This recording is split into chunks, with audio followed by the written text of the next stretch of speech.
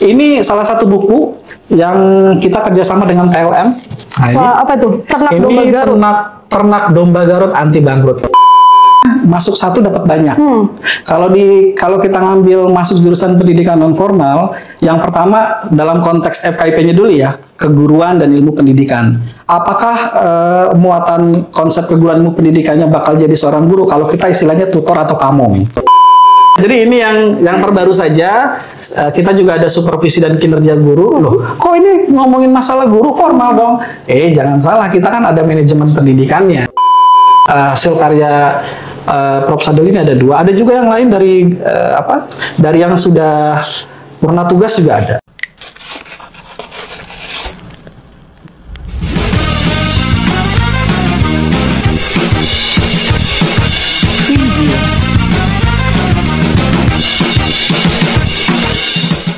Halo Sobat FKIP, selamat datang di Siniar FKIP Untirta bersama saya Ade Anggreni Kartika Devi. Di sebelah saya sudah kedatangan tamu yang istimewa dari program studi yang menjadi inisiator terbentuknya FKIP. Ada Pak Fauzi di sini. Ya. Apa kabar Pak Fauzi? Alhamdulillah kabar baik Bu Ade Anggraini Kartika Devi. Betul sekali. Lengkap ya namanya ya.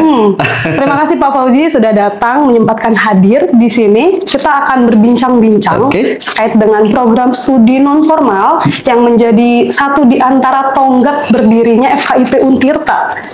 Tepatnya 42 tahun yang lalu ya Pak Fauzi ya. 42 tahun yang lalu 1 Oktober 1982 berdirinya FKIP Untirta. Ya. Baik Pak Fauzi, ini sebagai program studi yang sudah berdiri sejak lama, sebetulnya apa yang mau dicapai oleh Prodi PNF? Oke, baik. Program studi pendidikan non formal hari ini memiliki visi keilmuan. Nah, visi keilmuan hari ini kami ke depan adalah untuk mengembangkan program pendidikan dan pembelajaran yang berbasis pada prinsip-prinsip andragogi berbasis smart kampus. Nah, tujuannya adalah untuk menghasilkan lulusan yang unggul, berkarakter, dan berdaya saing. Nah, karena kami sudah mendapatkan akreditasi unggul, maka perlu pencapaian-pencapaian yang lebih dari yang sebelumnya. Maka untuk mencapai visi ini kan perlu misi ya.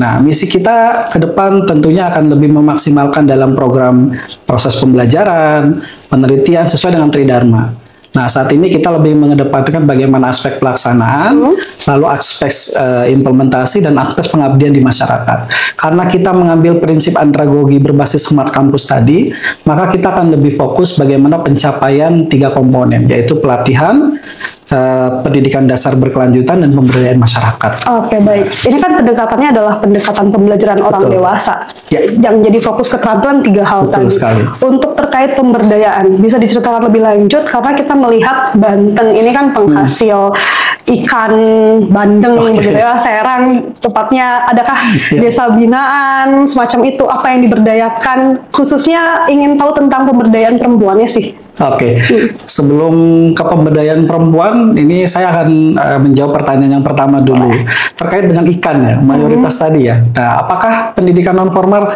pernah melaksanakan kegiatan yang berbasis pemberdayaan masyarakat di daerah pesisir misalnya ya? Betul. Karena kan di Banten juga ada pesisir. Nah, kami sebelumnya pernah melakukan kerjasama penelitian dengan para dosen di pendidikan non formal dan di lintas fakultas dalam hal ketahanan pangan. Nah, sebelumnya Untirta ini kan dengan jargon Jawaranya, lalu value-nya juga mungkin kita sudah tahu. Nah, sebelumnya sempat mengambil tema tentang ketahanan pangan ya. Nah, kami pernah melakukan penelitian yang sama melalui desa binaan kita di daerah Pontang atau di daerah Desa Domas. Kaitannya dengan bagaimana ketahanan pangan. Nah, penelitian ini juga banyaknya justru perempuan dosen-dosennya. Iya, kebetulan saya mungkin laki-laki satu-satunya ya. Nah, selain berbicara masalah tentang penelitian ketahanan pangan di daerah atau di desa binaan di daerah Domas atau Pontang, ini banyak sih.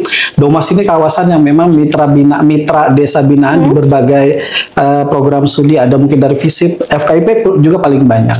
Nah, kalau kita sering mendengar bontot ya, bontot itu kan makanan yang kalau belum pernah nyoba bontot, cobain deh. Nah, bontot ini kan khas daerah Domas atau Pontang.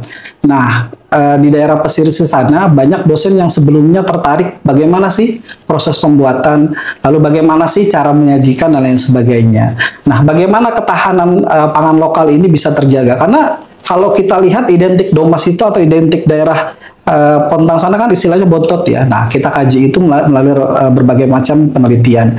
Nah, penelitiannya ini apakah masih berlanjut? Tentu saja tindak lanjutnya melalui desa binaan tadi. Nah, lalu apakah ini akan berlanjut seterusnya? Menurut saya akan terus, karena bukan hanya ngomongin ketahanan pangan, ketahanan masyarakat juga, ketahanan keluarganya juga. Maka penelitian yang kita lakukan itu adalah kontinu. Setelah ketahanan pangan selesai, berarti kita butuh ketahanan keluarga dong. Jangan pangannya aja, tapi ada juga penelitian dan ketahanan keluarga. Lalu ada pertanyaan yang tadi Bu Ade Anggreni Kartika Devi, saya manggilnya apa Bu? Bu Ade saja. Oh, Bu Ade. Baik, Bu Ade tadi menanyakan apakah ada tentang pemberdayaan perempuannya. Nah, sebelumnya saya juga punya tim yang melakukan kajian tentang pemberdayaan perempuan, tapi di lapas perempuan di Tangerang. Nah, judulnya bagaimana tentang yang namanya perempuan di lapas ini kan rentan ya. Rentan itu dalam arti kata ini permasalahannya banyak. Betul, aspeknya banyak. Maka kedatangan para dosen ke sana ini kan setidaknya harus bisa memberikan, setidaknya bukan pencerahan saja, tapi kontribusi positif. Maka kita melakukan kajian penelitian tentang perempuan narapidana, kalau tidak salah konteksnya pada saat itu. Perempuan dalam rutan dan lain sebagainya. Kita juga ada bukunya. Buku tentang penelitian kami atau penelitian para dosen di PNF terkait dengan pemberdayaan perempuan di lapas perempuan. Artinya area mana yang bisa dimaksimalkan untuk perempuan-perempuan yang ada di lapas tersebut? Kita maksimalkan di pelatihan. Harapannya ketika perempuan di rutan atau di lapas, mohon maaf, ini kan mereka pasti mengalami hal yang kita nggak tahu ya, banyak problematikanya. Nah, setidaknya kita ingin memberikan kontribusinya adalah kita berikan pelatihan. Pelatihan itu kalau dulu ada istilah pelatihan siap kerja, pelatihan ketahanan keluarga, pelatihan untuk siap beradaptasi kembali dengan masyarakat. Nah, pelatihan-pelatihan yang kita lakukan adalah pelatihan bagaimana bisa memaksimalkan kompetensi para perempuan di lapas itu, agar ketika kelak mereka sudah selesai masa tahanannya, mereka punya kemampuan. Nah, kemampuannya ini dalam hal pelatihan tadi. Kami berikan pelatihan bagaimana makeup artist, tahu ya? Ini yang sering banyak nih. Kalau kita mengadakan pelatihan makeup artist nih atau di lapas, itu paling senang perempuan-perempuan di sana. Kenapa? Ya pertama mungkin sedikit hiburan ya, karena ternyata ya namanya di lapas bagaimana sih, nggak sempat dong yang namanya dandan. Ketika ada momen pelatihan bagaimana menjadi makeup artist, itu paling senang banget. Yang kedua ada juga pelatihan-pelatihan kewirausahaan, membuat panik-manik dan lain sebagainya. Nah, itu sih kisaran yang bisa kita lakukan, tapi banyak sebenarnya. Tentu. Bagaimana pelibatan mahasiswanya nih Pak Fauzi? Betul. Setiap kita melakukan penelitian, kita selalu libatkan mahasiswa di dalamnya. Nah, satu dosen itu di kami di program studi itu harus melibatkan paling tidak sedikitnya 1-2 mahasiswa. Sehingga nanti dosen akan melakukan penelitian yang sejalan atau penelitian payung bersama dengan mahasiswa. Jadi nanti ketika nanti dosen dan mahasiswa melakukan penelitian, mahasiswa akan mendapatkan hal yang positif, yaitu bisa dijadikan sebagai tujuan untuk bisa menulis skripsi atau penelitian payung dengan dosen. Jadi selalu kami libatkan itu. Kalau begitu bagaimana dengan kurikulum yang digunakan? Tadi kan di dalamnya tuh banyak sekali yang diajarkan, keterampilan-keterampilannya. Tentu ini banyak bidang ilmu yang dibahas dong ya. Seperti apa itu kurikulum di PNF? Kurikulum di pendidikan non formal ini menarik sekali. Sesuai dengan arahan yang saat ini, bahwa setiap dosen itu memiliki kepakarannya masing-masing ya. Nah, kurikulum kita saat ini masih menggunakan kurikulum 2022. Seperti yang tadi saya sampaikan melalui visi keilmuan yang sebelumnya, bahwa kita untuk bisa memaksimalkan ada tiga konsentrasi yang kita maksimalkan. Apakah mahasiswa itu mendapatkan tiga-tiganya? Betul. Dalam pencapaian di kurikulumnya semuanya mahasiswa mendapatkan. Ada tiga konsentrasi yang kita fokusin, yaitu konsentrasi pelatihan, konsentrasi pendidikan dasar, konsentrasi pemberdayaan masyarakat, dan konsentrasi pendidikan dasar berkelanjutan. Di tiga konsentrasi ini semua mahasiswa dapat dengan komponen semester yang berbeda-beda. Contoh misalnya kalau mahasiswa di semester awal itu kan masih kajian umum ya. Nanti di semester berikutnya mereka akan mendapatkan konsentrasi yang berbeda satu sama lain. Misalnya di semester 2 dan 3 akan penguatan di pelatihan. Semester berikutnya di penguatan konsentrasi pemberdayaan dan selanjutnya.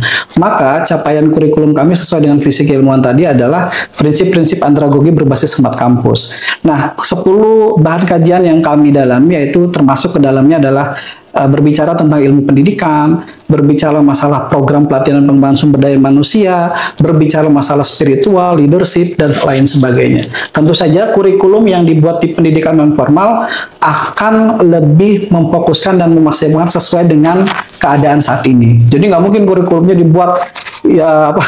Kalau kurikulum kita sekarang kan eranya era teknologi ya Bu ya. Betul. Nah kalau zaman saya kuliah dulu saya masih ingat tuh.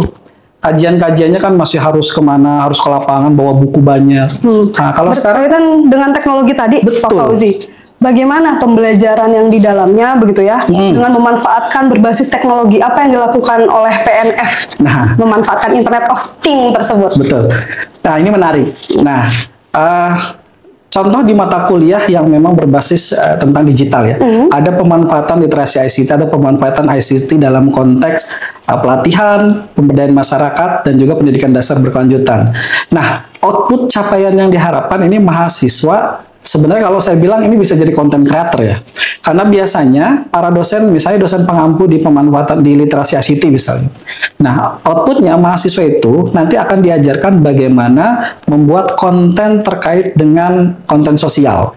Mungkin dulu pernah ya ada istilah apa namanya video sosial atau video orang bertanya ke masyarakat umum atau apa namanya eksperimen ya. Sosial eksperimen. Nah, sosial eksperimen. Nah, biasanya mahasiswa kita itu akan melakukan kajian sosial eksperimen melalui video. Nah, mereka nanti akan membuat video, namun sebelum itu akan diarahkan ya bagaimana teorinya dan lain sebagainya. Nah, outputnya itu mereka akan membuat video sosial eksperimen dan juga ada video tentang kalau kita bahasanya dulu ada istilah pengembangan media dan sumber belajar ya.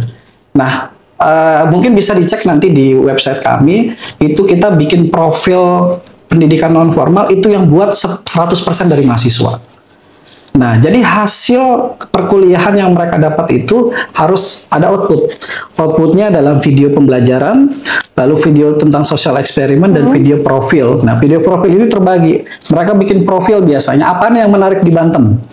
Misalnya kajiannya adalah kajian konten. Dia akan mahasiswa akan banyak membuat video-video yang terkait dengan konten pemberdayaan masyarakat atau konten pemberdayaan perempuan. Atau yang lagi hit sekarang misalnya apa? TikTok.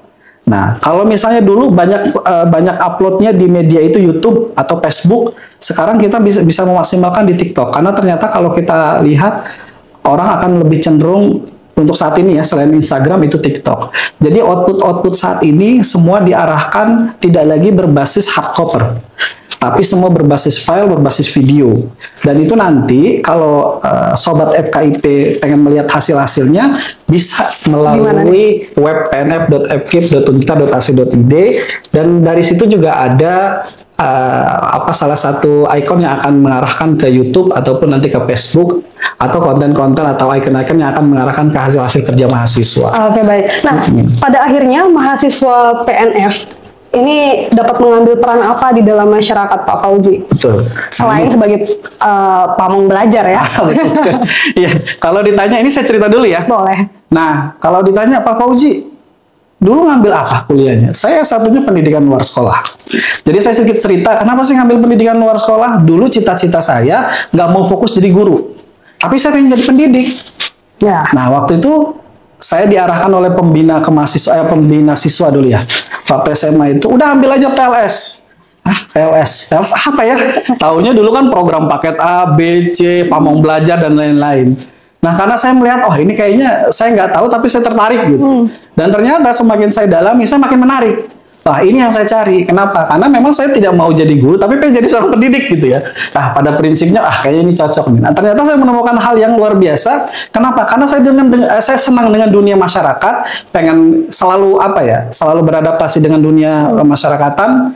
Maka pada saat itu saya mulai tertarik karena ternyata ada pelatihan. Oh, ternyata ini mengkaji pelatihan ya. Dan pelatihan itu bukan hanya di masyarakat saja, Tapi kita bisa lihat bahwa perusahaan-perusahaan itu kan, atau di pabrik-pabrik pasti ada SDM-nya dong, Betul. sumber daya manusianya dong, ada unit HRD-nya dong. Nah, ternyata dulu waktu saya kuliah, saya juga mendalami bagaimana pelatihan tenaga kerja, lalu bekerja sama dengan mitra strategis.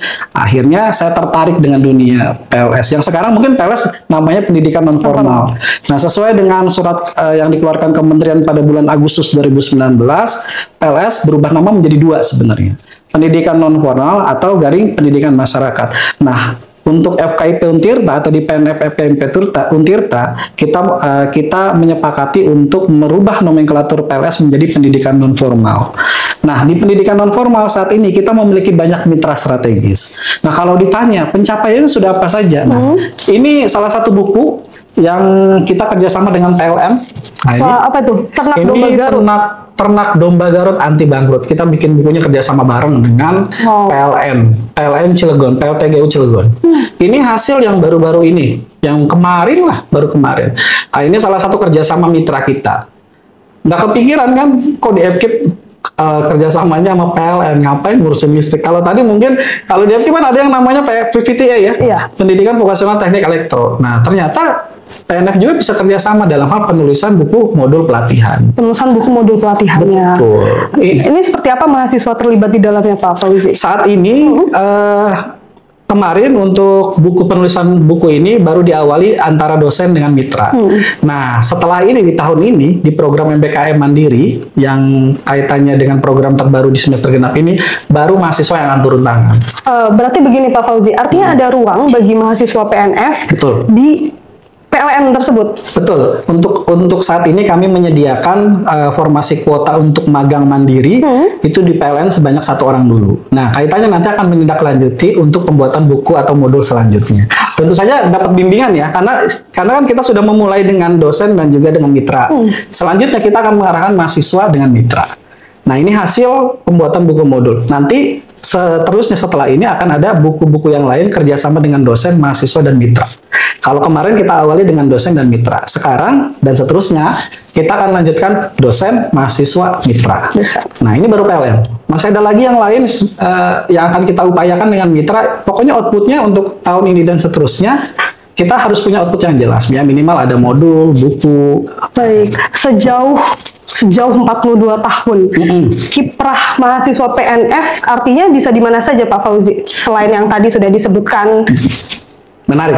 Nah, pertanyaan yang sering ditanyakan oleh mahasiswa, setelah lulus saya mau jadi apa? Saya mau jadi apa? Preferensi saya ternyata tidak ingin melatihkan sesuatu atau mendidik. Oke. Begitu. Kebanyakan kalau kita masuk jurusan pendidikan bahasa Indonesia jadi guru, pendidikan matematika jadi guru matematik. Betul Karena kan kita ya? ada di bawah payung FKIP ya, Betul. keguruan, Jadi, akhirnya menjadi pendidik, keguruan menjadi guru, ya. begitu. Nah. Sementara ada yang preferensinya bukan untuk mengajar atau mendidik. Betul. Nah, ada ruang apa yang bisa diisi dari jurusan PNF? Kalau saya istilahnya masuk satu dapat banyak. Kalau kita ngambil masuk jurusan pendidikan non formal, yang pertama dalam konteks FKIP-nya dulu ya, keguruan dan ilmu pendidikan. Apakah muatan konsep keguruan ilmu pendidikannya bakal jadi seorang guru? Kalau kita istilahnya tutor atau pamong. Nah, itu biasanya ada di sanggar kegiatan belajar. Nah, kalau di pendidikan formalnya kan ada SD, SMP, SMA. Kalau di kita ada SKB, ada PKBM dan sejenisnya lah.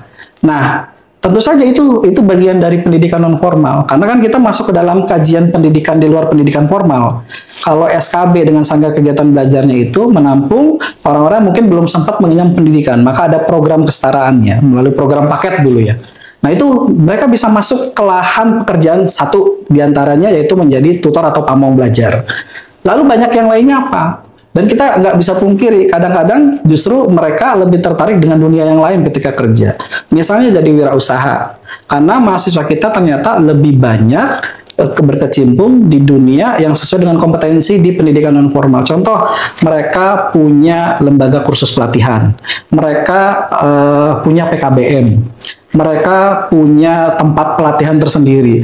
Lalu kebanyakan masuk di dunia bidang pelatihan di pabrik. Karena ada mahasiswa kita juga yang diterima di salah satu pabrik nasional di Indonesia atau di sekitar wilayah Banten, ternyata masuk di bidang pelatihannya. Lalu ada juga, mungkin nggak banyak dipungkiri, yang namanya di bank pasti lebih banyak ya. Ada juga yang bagian di banknya, tapi di banknya ternyata bagian yang selalu berkomunikasi dengan masyarakat. Saya lupa itu namanya. Tidak bisa dipisahkan dari sosial. Nggak bisa dipisahkan dengan masyarakat. Jadi kajian kita ternyata kalau berdasarkan hasil penelusuran tracer studi, apakah sesuai dengan kompetensi yang diberikan? Kebanyakan sesuai. Kenapa? Karena kita punya 3 kompetensi tadi. Ya, selain konsentrasi pelatihan, pemberdayaan masyarakat dan pendidikan dasar berkelanjutan. 3 komponen yang diberikan pada saat mereka kuliah ini ternyata ini mampu memberikan bekal ketika mereka lulus. Mana yang paling diminati? Yang paling banyak diminati adalah pemberdayaan masyarakat. Pemberdayaan masyarakat. Betul, karena mau kemana-mana. Pak, ada cerita mahasiswa kami yang lulus, Pak. Ternyata setelah saya lulus kuliah, Pak, saya bekerjanya di bank, Pak. Alhamdulillah kalau gitu, dekat dengan uang saya bilang ya. Ternyata, tapi tetap saja, Pak, karena ternyata setelah saya ditempatkan, saya lebih banyak berkomunikasi dengan masyarakat. Jadi ngasih informasi promo-promo dan sebagainya. Jadi lebih banyak ke lapangan. Lalu ada juga yang diterima di pekerjaan di perusahaan pabrik, ternyata di bagian unit pelatihan. Lalu ada juga yang diterima karena kemarin kan ada pembukaan P3K besar-besaran ya. Betul. Ternyata ada mahasiswa kita juga lulusannya yang diterima di SMP, ada yang diterima di SMA, tapi dalam kajiannya seperti prakarya atau bidang-bidang sosial. Oh, ternyata itu bisa diterima juga. Wah, artinya jurusan PNF ini kompleks sekali muatan ilmu yang dipelajari. Betul. Saya bilang ngambil satu dapat banyak. Mungkin yang lain juga sama sih ya. Baik, Pak Fauzi, akreditasi PNF ini selain terakreditasi unggul juga tersertifikasi internasional. Oh iya, betul. AUNQA. Bagaimana bisa sampai mencapai sertifikasi tersebut? Artinya ada sesuatu yang jadi unggulan, jadi sesuatu miliknya PNF, ciri khasnya PNF, apa itu Pak Fauzi?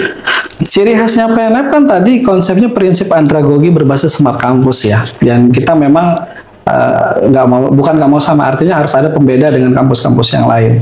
Kenapa sekarang kita bisa mencapai akreditasi internasional atau sertifikasi sertifikasi AUNQA? Karena sebenarnya ada harapan besar dari para dosen ini agar mahasiswa mendapatkan ruang-ruang yang lain.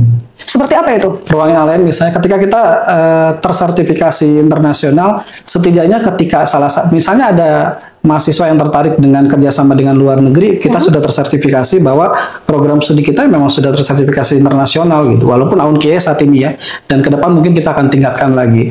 Harapannya kita bisa kerjasama dengan perguruan tinggi yang ada di luar negeri sana. Salah satu yang mungkin sudah kita kerjasama luar negeri paling yang saat ini terbaru dengan Malaysia, dengan Thailand. Ada mahasiswa kita juga yang melanjutkan ke Australia dan lain sebagainya. Ternyata dengan sertifikasi tersebut itu bisa mempengaruhi bahwa ternyata program studi ini bisa dikenal di sana. Karena kalau sertifikasinya sudah masuk kan terdata kan. Nah, yang saat ini kita aminkan harapannya adalah bahwa ini bukan hanya menjadi bagian untuk kontribusi di perguruan tinggi, tapi juga bisa memberikan rasa ketidakkhawatiran atau rasa bangga agar alumni-alumni kita di luar sana bisa diberikan informasi bahwa jurusannya ini sudah tersertifikasi internasional. Harapannya itu sih. Kalau yang kami lihat saat ini dampaknya apa sih? Dampaknya yang paling signifikan. Yang signifikan saat ini adalah pertama, banyak alumni kita yang merasa bangga. Apalagi yang tiba-tiba saya dihubungi dari salah satu alumni yang di luar negeri, PNF sudah sertifikasi internasional ya Pak? Ya, alhamdulillah ya Pak. Boleh kami minta nggak sertifikatnya? Untuk apa? Untuk melanjutkan studi kami S2 di luar negeri karena ini butuh untuk rekomendasi. Ternyata itu juga bagian dari rekomendasi penting.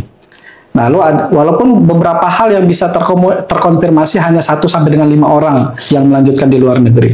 Tapi dampaknya saat ini kami lihat bahwa itu dibutuhkan sebagai rekomendasi. Oke, baik. Berkaitan tadi dengan yang MBKM. Kalau sekarang ini MBKM tidak lagi digunakan nomenklaturnya. Bagaimana kelanjutan dari hubungan mitra yang tadi sudah dibangun? Betul. Kalau sebelumnya kan ada Merdeka Belajar Kampus Merdeka. Betul. Ya. Sebenarnya kan adanya MBKM ini kan dari pemerintah mengadakan program tersebut tujuannya adalah memberikan manfaat. manfaat untuk mahasiswa, untuk perguruan tinggi, untuk program studi, agar melalui peran pemerintah atau kementerian bisa disambungkan dengan masyarakat atau dengan unit mitra.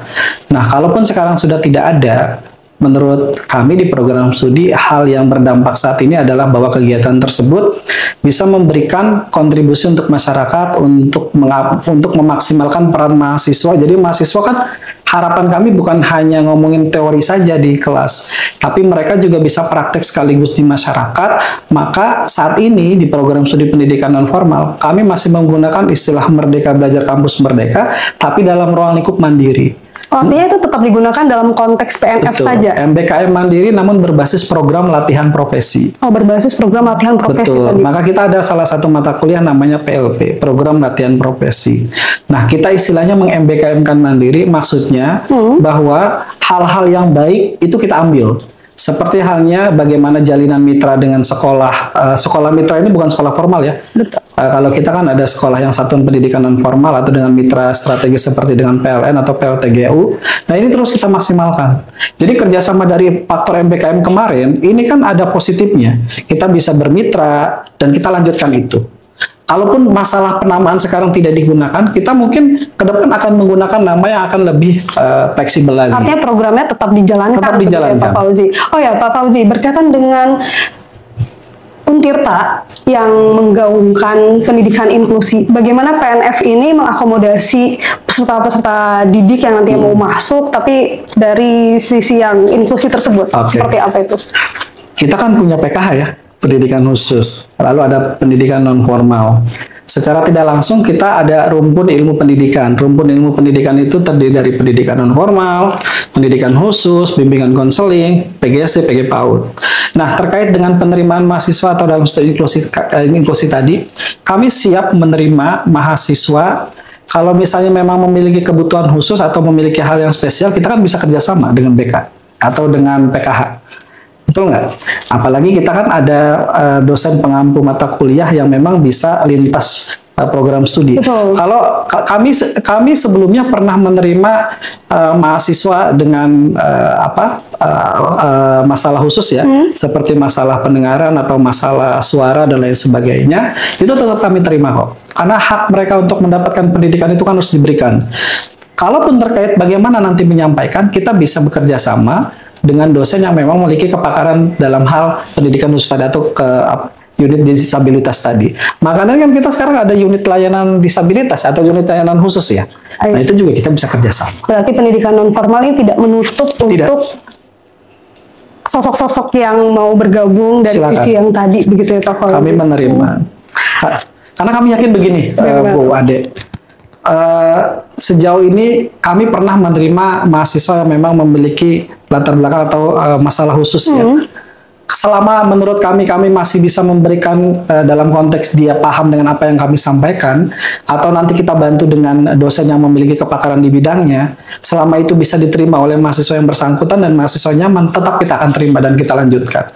Karena kami yakin justru ternyata orang-orang yang seperti itu adalah orang-orang yang nanti akan sukses. Dan saya percaya alumni-alumni kita yang sebelumnya memiliki kebutuhan khusus tadi, berdasarkan informasi yang ada di tracer studi kami, justru mereka mendapatkan pekerjaan lebih cepat.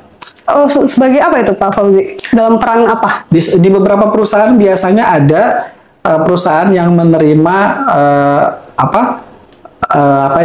kriterianya misalnya memiliki faktor khusus ya. Apa namanya tuna apa ya saya lupa, yang berbicara atau apa, itu kan biasanya ada tuh. Tapi kan kompetensi yang lain tidak. Mungkin dia memiliki kelemahan, tapi kan kelebihannya banyak.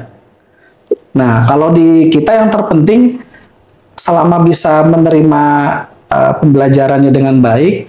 Selama ini kami belum pernah menerima yang mohon maaf buta warna dan lain sebagainya. Mungkin selama tidak buta warna atau masih bisa melihat apa yang kami sampaikan, itu akan kami terima. Kalaupun nanti ada masalah ketika dia diterima, mungkin kita akan kerjasama dengan PKH. Setidaknya harapan kami begini, kami tidak mau menyanyiakan calon mahasiswa yang sebenarnya memiliki potensi. Mungkin kelemahannya menurut kita ada di mungkin pendengaran atau di suara atau di berbicara, tapi kan tidak dengan yang lainnya. Baik Pak Fauzi, sebelum kita ke sesi yang terakhir, ini ada beberapa buku saya lihat. Oh iya. Boleh ya boleh. ceritakan Ya. yang mana nih? Saya ceritakan yang pertama dulu ya. Dulu pertama kali jadi dosen itu senang dengan dunia anak jalanan. Karena kan dulu lagi rame-ramenya ya dunia anak jalanan itu. Makanya kajian-kajian itu banyak mengkaji kenapa sih ada anak jalanan di lampu merah dan sebagainya. Kita kaji, makanya dulu senang dengan penelitian, akhirnya membuahkan hasil penelitian tentang usaha transformasi anak jalanan dan juga tentang bagaimana transformasi anak jalanan. Lanjutannya dari hasil penelitian ini, bagaimana anak jalanan yang ada di sekitar? Sebenarnya kita butuh kerjasama mitra dengan dinas terkait ya, seperti dinas sosial, bahwa sebenarnya keberadaan mereka itu pertama ya, kalau secara ekonomi mau tidak bisa dipungkiri itu lebih banyak faktor ekonominya. Tapi hal yang penting selain daripada faktor ekonomi, kita memiliki peran bahwa harusnya di usia-usia yang memang mereka masih mengenyam pendidikan, ada hal yang bisa kita berikan. Contoh kita berikan. Itu sudah dilakukan itu Pak Fauzi? Kita pernah bekerja sama dengan dinas sosial di Kabupaten Serang dan juga dinas sosial Kota Serang. Alhamdulillah sih kalau yang pernah kita lakukan pelatihan sampai dengan hari ini tidak kembali di posisi anak jalanan.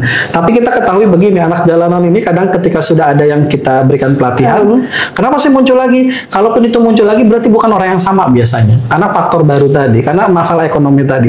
Makanya memang tidak cukup sekali dua kali, harus continue terus. Ada juga yang memang ternyata faktor misalnya harus dipaksa orang tua untuk bekerja dan lain sebagainya. Namun sekali lagi memang ini hal yang nggak bisa diselesaikan 1-2 tahun ya, harus terus. Empowerment itu berkelanjutan. Makanya ini kajian buku ini terkait dengan apa yang sudah kita teliti. Lalu kita juga ini salah satu karya dari dosen kami ini Bu Ila ya, insya Allah nanti calon guru besar. Amin. Ini tentang pembelajaran transformatif, ini juga hasil penelitian beliau. Ya, jadi setiap hasil penelitian dosen itu selalu kita ambil karyanya untuk dipublish nanti di ruang jurusan. Ini yang saya bawa hanya beberapa ya. Nggak semua, kalau saya semuanya tadi mungkin ada berapa kardus. Kita butuh sesi lanjutan.